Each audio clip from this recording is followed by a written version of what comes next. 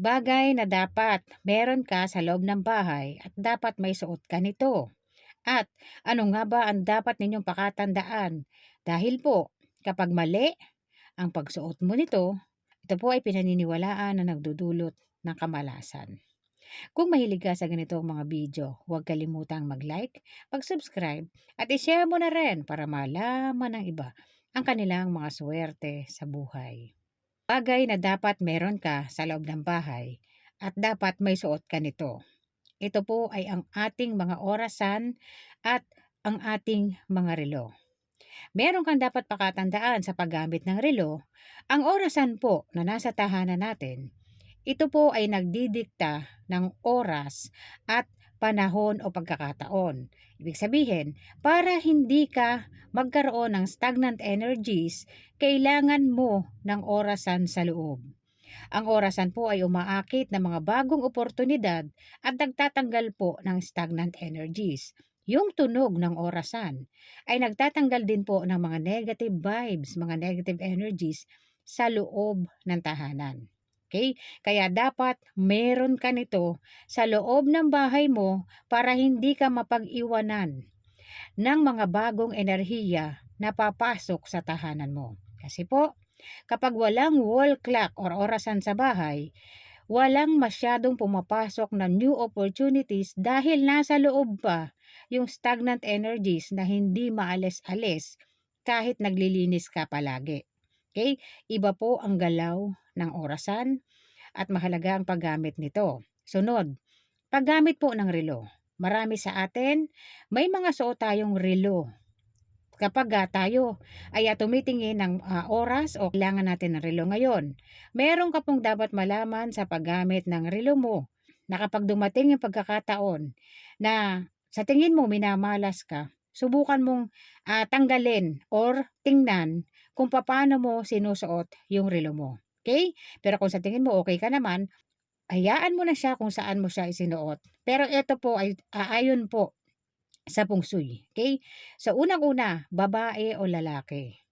Ang pagsusuot po ng relo, ayon po sa feng shui, dapat po yan ay nasa kanan. Okay? Kasi po ang left side natin, yan ay receiving.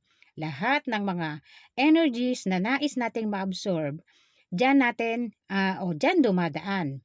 Yung mga wealth crystals natin, mga healing crystals, pwedeng ilagay yan sa left side ng wrist natin. Yung right side po, bakit dyan dapat ilagay ang relo? Para po, left side ang aakit o ang tatanggap. Right side ang magbabantay at magpoprotekta dito.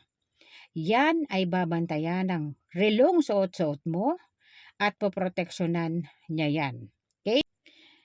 Ayon po sa feng shui, kapag may suot kang relo sa kanan, huwag mo itong tabihan or samahan ng crystal stone bracelet. Maaari itong umakit ng hindi magandang enerhiya o magdulot ng friction po at pwedeng magdulot ng wealth blocking. Kaya't hindi sila pinagsasama. Ngayon po para po doon sa mga may suot ng relo at may suot silang crystal stone, kung sa tingin mo po wala namang nangyayaring di maganda sa'yo, kapag nagkaroon ka ng hindi inaasahang pangyayari, subukan mo tanggalin muna yung crystal stone na katabi niyan at itabi mo lang po. Kasi maaaring nagdulot lang ng friction yan, kaya't nagkaroon or umakit ito ng negative energies. Pero pag pinaghiwalay mo naman okay na po yan. Okay? So, kung halimbawa hindi naman crystal stone yung katabi ng relo mo, okay lang po yan. Kasi crystal stone po, pareho kasi silang may dalang protective energies, kaya't hindi sila pwedeng pagsamahin. At, isa pa po, kung nagnanais ka ng wealth energies, new opportunities, ang relo na gagamitin mo ay gawa po sa silver or metal. Okay? So ano mauri ng relo ng strap ay metal or gold or silver? Yan ang para sa mga nagnanais ng wealth energies. Kaya po, kung ikaw ay may wealth na at may mga oportunidad ka, nais mong mag-ground yan para nasa iyo lang siya talaga, leather strap po ang gamitin mo. Okay? Yan ang pamamaraan po kung paano pipili ng relo at yung dapat pong pakatandaan mga madam, mga sir, na hindi dapat sinasamahan ng crystal stone yung relo. Kung may suot ka po nito mga madam, mga sir, at sa tingin mo wala namang nangyayaring hindi maganda sa'yo, sa ngayon po, papaano po sa mga susunod na pagkakataon na nagbabago ang enerhiya taon-taon at nagpapalit po ng period. Baka po magkaroon ng hindi magandang ah, energies sa'yo kapag patuloy mong ginamit yung ganyan. Okay? So kung sa tingin mo, alin man ang nais mong tanggalin or ilipat, kung yung crystal stone mo sa kanan ay yan ay kaya ring umakit ng wealth, ilipat mo sa kaliwa. Or ilagay mo sa living room kahit hindi mo siya suot, napoproteksyonan ka niyan kasi umuuwi ka sa loob ng bahay mo. At naiiwasan pa nito yung pupwedeng negative energies na makuha mo. Ito po ay dapat alam ninyo mga madam, mga sir, at dapat pong pakatandaan sa paggamit ng relo kasi yung iba, wala silang suot na relo kasi nagkaroon sila ng hindi magandang pangyayari nung nagsuot sila. So tinanggal na nila. Tingnan nyo lang po, baka mali yung pagsuot.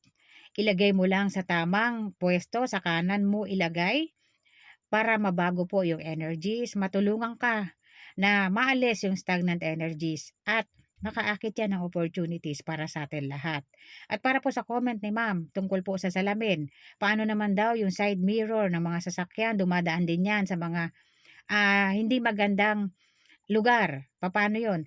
Mga madam, mga sir, yung mga sasakyan natin, yung side mirror niyan, sa tuwing umaalis tayo, naaarawan po yan eh. So kahit dumaan pa yan sa hindi magandang lugar, naki-cleanse din yan bago ka pa makauwi. Kasi po, yung negative energies na nakita diyan, na-capture diyan sa salamin, naki-cleanse na sa mga dinadaanan mo pa lang. Doon sa compact mirror na nasa bag mo, yung bag mo po mga madam, mga sir, nakasara lang yan. Nakatago siya doon at may sara pa nga yung ibang compact mirror. Okay? Paano siya maki-cleanse ngayon? Kung hindi mo talaga sasadyain na i-cleanse. Okay? Yun po yung kaibahan ng mga mirrors na ginagamit natin. Kaya nga, ang dapat pinakababantayan na salamin ay compact mirror na nakatago lang sa bag mo at nag-iipon ng negative energies. Kailangan lang po i-cleanse yan. Okay na yan. Lagyan ninyo ng mga protective stickers, evil eyes, o kung anumang nais ninyo na stickers na pwedeng magdulot ng proteksyon at wealth energies sa inyo. Okay po? So maraming salamat po sa lahat ng nanonood po. Thank you po sa inyong lahat mga madam, mga sir. Kung may tanong po kayo, comment lamang po kayo. Pag yan po ay aking nabasa, yan ay aking sasagutin. Maraming salamat po.